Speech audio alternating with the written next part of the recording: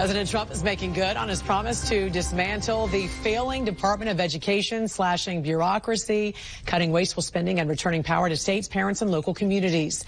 The administration is wiping out DEI grants, shrinking the federal payroll, and moving some major responsibilities out of Washington after decades of skyrocketing costs and failing student performance. Joining us now is Rachel O'Brien, Deputy Public Policy Editor at OpenTheBooks.com. A closer look at where taxpayers are finally seeing accountability. Good morning to you. You know, when you look at these numbers, how aggressive have these staff and payroll cuts actually been? Good morning, Jen. Yeah, so during the Biden administration, they spent about $560 million a year on salaries in the education department. That was for over 4,200 people.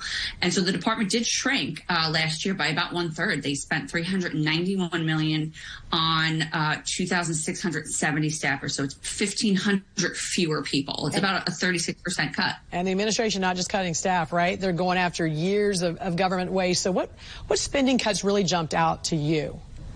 Yeah, so as you mentioned, these DEI grants that soared under Biden between fiscal year 21 and 24, those grants cost taxpayers between $144 million, $174 million every year.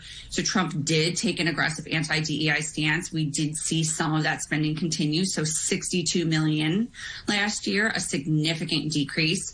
And then we see, contracts have been about $2.5 billion a year. A lot of it, over half of it, goes to student loan servicing.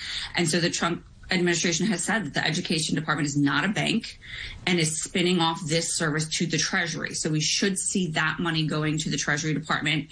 That's just one of several departments that the education department has initiated these partnerships with. The Departments of Labor, Interior, State, Health and Human Services, they're going to have services move from education into them. And so those are major functions that will be relocated. In terms of more cuts, things like spending on hotels, that was almost $800,000 in fiscal year 24. That jumped down to about $1,000 last year. PR agencies, they had gotten over $17 million between fiscal year 21 and 24 last year. They were actually able to claw back money, $6,800 from PR agencies. Marketing consultation, that was almost $20 million between 21 and 24. Again, that was clawed. We got $186,000 clawed back in those services. So those sorts of services are cut completely. And as with everything, there is still more spending year to year in other areas. What's driving those increases?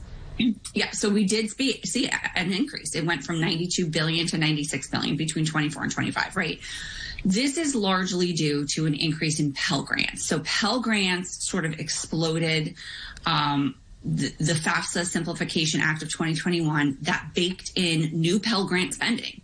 Just as we're trying to cut back on spending, this is ramping up. So it made it easier to apply for Pell Grants. This is for low-income college students. So applications increased by 150%. So there are more applications, plus the amounts that were awarded increased. So you have more spending there. The One Big Beautiful Bill did provide $10.5 billion in funding boost to this program to cover this expansion. So that's going to have to be something. If Congress wants to repeal Pell's authorization, they can do that. The Trump administration has not tried to move that to another agency so far. And the department has said that aid sources would remain largely unchanged. So the grants that go to local state agencies, you get special education funding to states, federal work study program, things like that. Those aid sources will continue, and the numbers do bear it out. We do see that those funding for those programs did remain steady last year from the year before. All right. Deputy Public Policy Editor at OpenTheBooks.com, Rachel O'Brien. Happy Friday. Have a great weekend. Thanks for joining us. Happy Friday, Jan. Thanks.